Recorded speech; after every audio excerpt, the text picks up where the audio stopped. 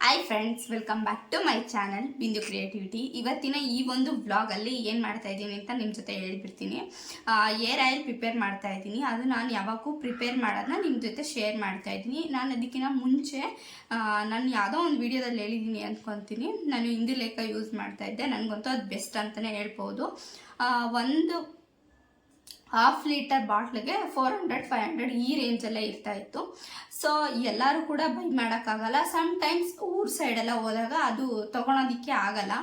ಅದಕ್ಕೆ ನಾನೇನು ಮಾಡಿದೆ ಅಂತ ಹೇಳಿದ್ರೆ, ನಾನೇ ಓನಾಗಿ ಆಯಿಲ್ ಪ್ರಿಪೇರ್ ಮಾಡಿಕೊಂಡೆ. ಅದು ನನಗೆ ತುಂಬಾ ವರ್ಕ್ ಆಗಿದೆ.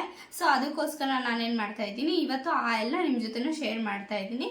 ಬನ್ನಿ ಇವಾಗ ಹೋಗೋಣ. ಏನೇನು ಬೇಕು ಅದಕ್ಕೆ ಇಂಗ್ರೀಡಿಯೆಂಟ್ಸು ಅಂತೆಲ್ಲ ತೋರಿಸ್ತೀನಿ. ಆಮೇಲೆ ಆಯಿಲ್ ಯಾವ ಥರ ಪ್ರಿಪೇರ್ ಮಾಡ್ತೀನಿ ಅನ್ನೋದು ತೋರಿಸ್ತೀನಿ. ಬನ್ನಿ ಹೋಗೋಣ. ಇವಾಗ ನಾನು 2 ಈರುಳ್ಳಿನ ತೊಗೊಂಡಿದ್ದೀನಿ, ಮೀಡಿಯಮ್ ಸೈಜ್ ಈರುಳ್ಳಿ. ನೀವು ಎಷ್ಟು ಆಯಿಲ್ನ ಪ್ರಿಪೇರ್ ಮಾಡ್ತಿದ್ದೀರಲ್ಲ ಅದ್ರ ಮೇಲೆ ಡಿಪೆಂಡ್ ಆಗಿರುತ್ತೆ. 2-3 ಟೇಬಲ್ ಸ್ಪೂನು ಮೆಂತೆ ತೊಗೊಂಡಿದ್ದೀನಿ. ಆನಿಯನ್ ಸ್ಮೆಲ್ ಬರುತ್ತೆ, ನಮ್ಗೆ ಹಚ್ಕೊಳಕ್ಕಾಗಲ್ಲ ಅನ್ನೋರು ಪಚ್ಚಕರ್ಪೂರನ ಯೂಸ್ ಮಾಡಿದ್ರೆ ಬೆಟರು. ಅಂಗಡಿಗಳಲ್ಲೆಲ್ಲ ಸಿಗುತ್ತೆ, ಸಿಕ್ಕಿಲ್ಲ ಅಂದರೆ ಇದನ್ನು ಸ್ಕಿಪ್ ಮಾಡ್ಬೋದು.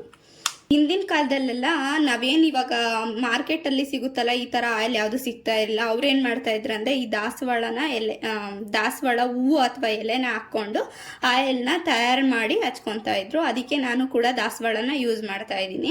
ದಾಸವಾಳದಿಂದ ನಮ್ಮ ಕೂದಲು ಉದ್ರೋದಿಂದ ಕಂಟ್ರೋಲ್ ಮಾಡುತ್ತೆ ಮತ್ತು ಉದ್ದ ಆಗೋದಕ್ಕೂ ತುಂಬ ಹೆಲ್ಪ್ ಮಾಡುತ್ತೆ. ಅದಕ್ಕೋಸ್ಕರ ದಾಸವಾಳ ಹೂವು ಮತ್ತು ಎಲೆ ಎರಡನ್ನೂ ಯೂಸ್ ಮಾಡ್ತಾ ಇದ್ದೀನಿ. 1-2 ಅಷ್ಟು ನಾನು ಬೆಟ್ಟದ ನೆಲ್ಲಿಕಾಯಿ ತೊಗೊಂಡಿದ್ದೀನಿ. ಇದು ಕೂಡ ಏರ್ ಗ್ರೋತ್ಗೆ ತುಂಬಾ ಹೆಲ್ಪ್ ಆಗುತ್ತೆ. ಒಂದು ಸ್ವಲ್ಪ ಕರ್ಬೇವಿನ ಸೊಪ್ಪು ತೊಗೊಂಡಿದ್ದು ಪ್ರಿಪೇರ್ ಮಾಡ್ಕೊತಿದ್ದೀರಲ್ಲ ಅದ್ರ ಮೇಲೆ ಡಿಪೆಂಡ್ ಆಗಿರುತ್ತೆ. ಕರ್ಬೇವಿನ ಸೊಪ್ಪು ಹಾಕೋದ್ರಿಂದ ಕೂದಲು ಉದ್ರೋದಕ್ಕೆ, ಕೂದಲು ಉದ್ದ ಬೆಳೆಯೋದಕ್ಕೆ ತುಂಬಾ ಹೆಲ್ಪ್ ಆಗುತ್ತೆ. ನೀವು ಕೂಡ ಯಾವುದೇ ಕಾರಣಕ್ಕೂ ಕರ್ಬೇವಿನ ಸೊಪ್ಪು ಮತ್ತು ಈರುಳ್ಳಿನ ಸ್ಕಿಪ್ ಮಾಡೋ ಅಷ್ಟು ಇಲ್ಲವೇ ಇಲ್ಲ. ಯಾವ ಇಂಗ್ರೀಡಿಯೆಂಟ್ಸ್ ಇಲ್ಲ ನಿಮ್ಮ ಮನೆಯಲ್ಲೂ ಅಂದ್ರೂ ಪರವಾಗಿಲ್ಲ, ಕರ್ಬೇವಿನ ಸೊಪ್ಪು ಈರುಳ್ಳಿ ಇದ್ದೇ ಇರುತ್ತೆ. ಅದನ್ನು ಯೂಸ್ ಮಾಡಿಕೊಂಡು ಆಯಿಲ್ ಪ್ರಿಪೇರ್ ಮಾಡ್ಕೋಬೋದು.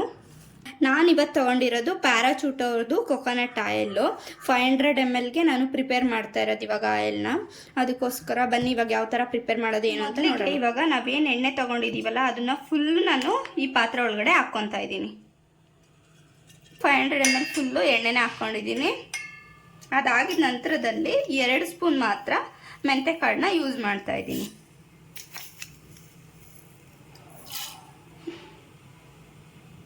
ಎಣ್ಣೆ ಸ್ವಲ್ಪ ಬಿಸಿಯಾಗಿದೆ ಅಷ್ಟೇ.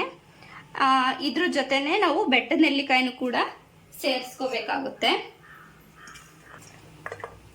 ಬೆಟ್ಟದ ನೆಲ್ಲಿಕಾಯಿನೂ ಅಷ್ಟೇ ನಾನೇನು ಫುಲ್ ತೊಗೊಂಡಿದ್ನಲ್ಲ ಅದು ಅಷ್ಟೂ ಹಾಕ್ಕೊತಾ ಇದ್ದೀನಿ.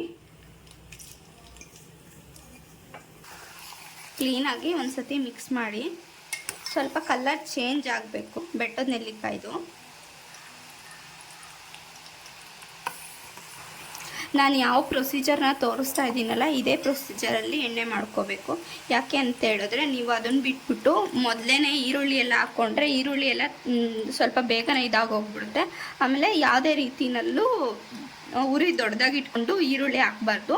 ಇದನ್ನು ಸ್ವಲ್ಪ ದೊಡ್ಡದಾಗಿ ಇಟ್ಕೊಂಡು ಬೆಟ್ಟದ ನೆಲ್ಲಿಕಾಯಿ ಮತ್ತು ಮೆಂತೆನ ಚೆನ್ನಾಗಿ ಬೇಯಿಸ್ಕೊಂಡು ಉರಿನ ಕಡಿಮೆ ಮಾಡಿಕೊಂಡು ಆವಾಗ ಈರುಳ್ಳಿನ ಹಾಕ್ಕೋಬೇಕಾಗುತ್ತೆ. ಅದಕ್ಕೋಸ್ಕರ ನಾನು ಈ ಪ್ರೊಸೀಜರ್ನೇ ಫಾಲೋ ಮಾಡಿ ಅಂತ ಹೇಳ್ತಾ ಇರೋದು.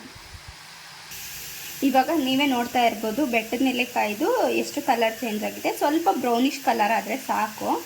ಇವಾಗ ನಾನು ಈರುಳ್ಳಿ ಹಾಕ್ಕೊತ ಹೋಗ್ತೀನಿ.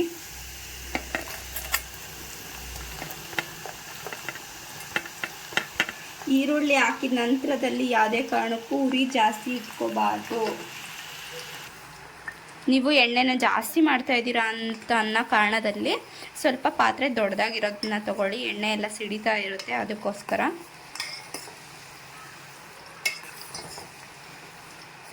ಒಂದು 5-6 ನಿಮಿಷ ಇದನ್ನು ಚೆನ್ನಾಗಿ ಬೇಯಿಸ್ಕೊಳ್ಳೋಣ. ಈರುಳ್ಳಿ ಸ್ವಲ್ಪ ಕಲರ್ ಚೇಂಜ್ ಆಗಷ್ಟೇ, ತುಂಬ ಕರ್ರಗಾಗಬಾರ್ದು. ಕಪ್ಪಾದರೆ ಈರುಳ್ಳಿ ಅದು ಸ್ಮೆಲ್ಲು ಜಾಸ್ತಿ ಉಳಿಯುತ್ತೆ ಎಣ್ಣೆಯಲ್ಲಿ, ಅವಾಗ ಹಚ್ಕೊಳೋದಕ್ಕೆ ಆಗೋದಿಲ್ಲ. ಅದಕ್ಕೋಸ್ಕರ ಸ್ವಲ್ಪ ಬ್ರೌನಿಷ್ ಕಲರ್ ಆದರೆ ಸಾಕು.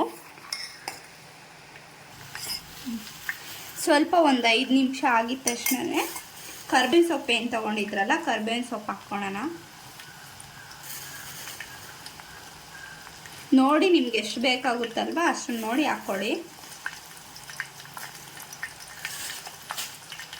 ಕರಿಬೇವು ಹಾಕ್ಸತಿ ಚೆನ್ನಾಗಿ ಮಿಕ್ಸ್ ಮಾಡೋಣ. ಅದ್ರ ಜೊತೆಗೇ ನಾವೇನು ಹೂವು ತೊಗೊಂಡಿದ್ವಲ್ಲ ಹೂವನೂ ಹಾಕ್ತಾಯಿದ್ದೀನಿ.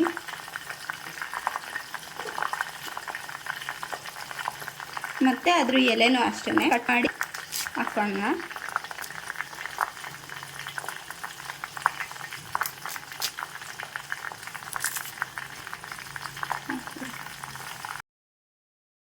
ಇವಾಗ ನಾನು ಒಂದೇ ಒಂದು ಎಳೆ ಮಾತ್ರ ತೊಗೊತಾ ಇದ್ದೀನಿ. ಇದನ್ನು ಚಿಕ್ಕದಾಗಿ ಪೌಡರ್ ಮಾಡಿ ಹಾಕ್ಕೊಳ್ಳೋಣ. ತುಂಬ ಕಪ್ಪಗಾಗೋವರೆಗೂ ಬಿಡಬಾರ್ದು, ಇಷ್ಟೇ ಸಾಕು. ಇವಾಗ ಗ್ಯಾಸ್ನ ಆಫ್ ಮಾಡ್ತಾ ಇದ್ದೀನಿ. ಈ ಟೈಮಲ್ಲಿ ನಾನು ಪಚ್ಚಕರ್ಪೂರನ ಪುಡಿ ಮಾಡಿದ್ನಲ್ವ ಅದನ್ನು ಹಾಕ್ಕೊತಾ ಇದ್ದೀನಿ.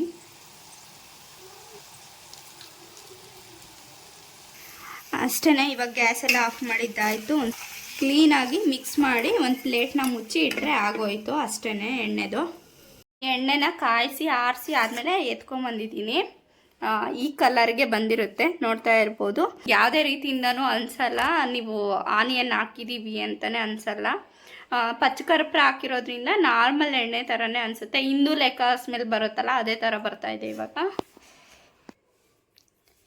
ಮತ್ತು ಇನ್ನೊಂದೇನಂತ ಹೇಳಿದ್ರೆ, ಎಣ್ಣೆ ಹಚ್ಕೊಳ್ಬೇಕಾದ್ರೆ ಕ್ಲೀನಾಗೆ ಸ್ಕ್ಯಾಲ್ಪ್ಗೆ ಎಣ್ಣೆ ಹಚ್ಚಬೇಕು, ಕೂದಲಿಗೆ ಎಣ್ಣೆ ಹಚ್ಚಬಾರ್ದು. ಸ್ಕ್ಯಾಲ್ಪಲ್ಲಿರೋದೆ ಮತ್ತು ಕೂದಲಿಗೂ ಇಳ್ಕೊಳುತ್ತೆ. ಯಾವುದೇ ಕಾರಣಕ್ಕೂ ಏನು ಎಣ್ಣೆ ಹಾಕಿದ ನಂತರದಲ್ಲಿ ತಲೆ ಬಾಚಬಾರ್ದು. ಎಣ್ಣೆ ಹಾಕೋದಕ್ಕಿಂತ ಮುಂಚೆ ತಲೆ ಬಾಚಬೇಕು, ಇಲ್ಲ ಎಣ್ಣೆ ಹಾಕಿ 1-2 ಅವರ್ಸ್ ಆದಮೇಲೆ ಆ ಥರ ತಲೆ ಬಾಚಬೇಕು. ಎಣ್ಣೆ ಹಾಕಿದ ತಕ್ಷಣ ಏನಾಗಿರುತ್ತೆ ಅಂದರೆ, ಇನ್ನು ಎಣ್ಣೆ ಕೂದಲಿಗೆಲ್ಲ ಕ್ಲೀನಾಗಿ ಹೋಗಿರಲ್ಲ.